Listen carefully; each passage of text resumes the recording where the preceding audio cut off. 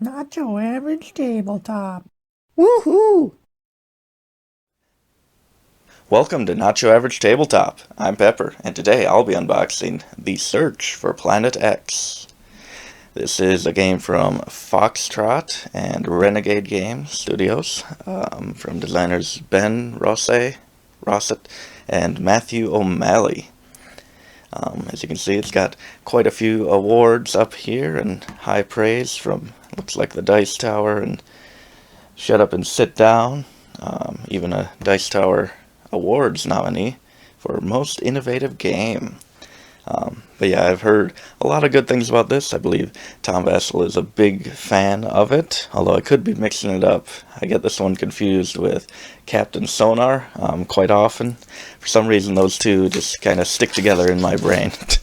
So maybe Tom Vassell is not a big fan of this, but is a big fan of Captain Sonar, or maybe both.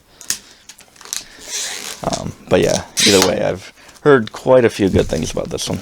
I think this is somewhat of a deduction game, trying to figure out where Planet X could be. It's a pretty cool cover. I mean, it's definitely got a space feel to it. You have telescopes or what have you there, and it's kind of a lot of cool colors there.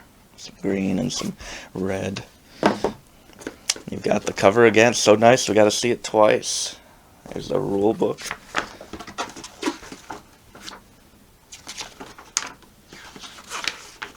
Doesn't look to be like too much set up here. Looks like just a main board and some player boards. That'll be 19 pages. No reference on the back. At the edge of our solar system, blah blah blah. I don't read a lot of flavor text or story. Okay, this is Renegade's little packet here, but I know that they have more games than these 4 games. Oh, these are strategy games. So they've got 4 games there. Interesting. Okay, a little ad there for Planetary Society. You got the solo games rule, which is a thinner piece of paper, but I guess it's pretty much a rule book as well. I don't know why that's not in the rule book. Interesting, but I guess that'll make it easier to reference when I do inevitably play this solo. Ooh, first off, I can see there's a little gloss here. That's a really cool detail. Sorry for the glare, just trying to show off that. But yeah, you kind of have the lines dividing these sections actually have a little bit of that, is it UV gloss to them. But yeah, overall this is a pretty cool looking board. But you kind of have space here in all the different locations. I believe Planet X will be somewhere in here, and you'll be gaining information. I'm guessing it's nothing like it, but makes me think of Clue, which we don't have a lot of deduction games, but that's one that I have played, and you're kind of gaining different bits of information throughout the game and making checks and guesses on your board. But yeah, this looks to be a pretty cool board. I definitely like the area around the board. Kind of cool artwork there. But yeah, pretty cool, pretty cool. Next up, we have a plastic bag and another plastic bag and another and another and another and another. Exciting stuff. Let's wait for that. Here we have, I always love when they just have a flap to open for the cards. These must be the different players and their references. Looks like everyone kind of has a unique telescope and unique color there. Yeah, it looks like a good reference. It doesn't look plain. I always hate when a reference is just a plain color with just plain black text on it, but they actually went in to make this look pretty cool and kind of a little high-tech type of look to it. I like it.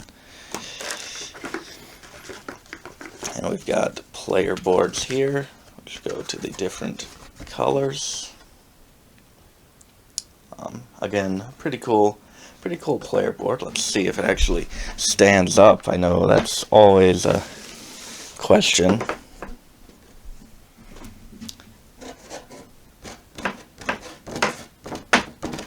I guess it doesn't really help if I have my fingers around it. But yeah, it doesn't seem too unsturdy or anything. I wonder if you'll be able to read it though, if it's that tight of a corner. Yeah, it looks pretty good. Pretty good. But yeah, this looks to be breaking down the turn overview, the theory phase. This looks like a pretty good, pretty cool player reference. Yeah, we got one for each player. I assume they're all the same on the inside. And you've got these tokens, I assume, again, for each player.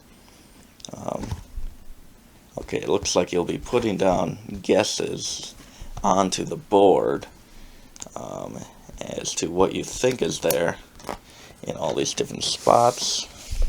I believe that kind of fits right into those square spots on the board.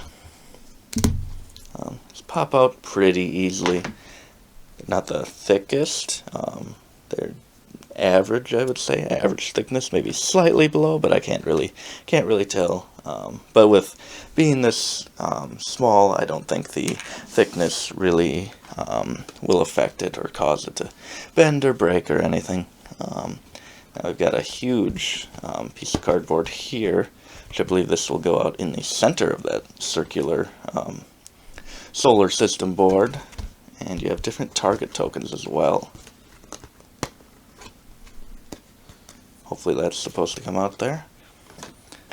Cool. Next up we have a ton of paper sheets. Does that have a number? Nope. I was hoping this wasn't another rule book. But yeah, it looks like every player will get this, and you'll take your notes on where you think things are on the board. Yeah, pretty cool, pretty cool. And you've got this sun token, which I thought was just going to be plain on both sides, but it actually has some artwork there to look like the sun, and I believe that goes right in there. Which is a pretty cool detail, I think. I mean, they didn't have to have that in there, or I assume they don't have to have it in there. But just to go that extra little step to put a token in there and to have some artwork on it is really nice. We also have this insert, which is a pretty basic insert, but because it does have that little bit of artwork, I think we might keep it in there. And lastly, we have the player tokens, which are not just plain cubes or cylinders. These are your telescopes. I assume they're telescopes. If they're not, I've said it multiple times, and I will likely be shamed in the comments. But yeah, these are unique. Each of them are unique, which is really, really cool. Yeah, that's really cool. I like all these pieces. I like the player colors too. I always like pink or purple, and I really like this shade of blue. These are pretty much my two favorite bunny colors in Bunny Kingdom. Well, this is not a bunny color, but this is the Caratadel from the expansion, is that shade of blue. I really love these two colors together. These are pretty basic, red and yellow, but still good player colors. Blech. Good player colors and good tokens. Otherwise, that is everything in the search for Planet X. I'm looking forward to giving this one a try. Hopefully that solo mode isn't too hard to learn. Comment below if you've played it, if you like it. If you get it confused with Captain Sonar as well, let me know so I'm not alone. And yeah, thank you for watching. as always, don't forget to keep on nibbling on our content.